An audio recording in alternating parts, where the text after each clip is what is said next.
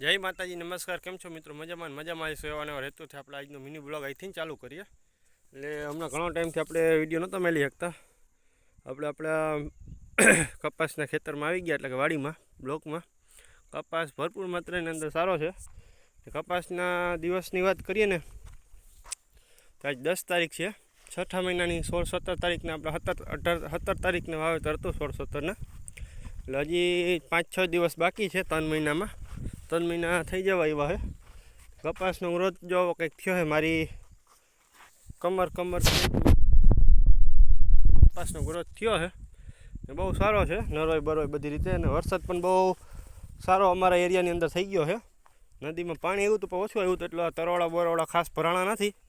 ને સ્પ્રેની વાત કરીએ ને તો આપણે એક સ્પ્રે કરી દીધો. એક વખત પાયા ખાતર વાવ્યો નહોતો તે પહેલાં એક વખત પાયા ખાતર વાવી દીધું, પાછું પણ એક વખત પાયા ખાતર વરસાદ પહેલાં વાવી દીધું.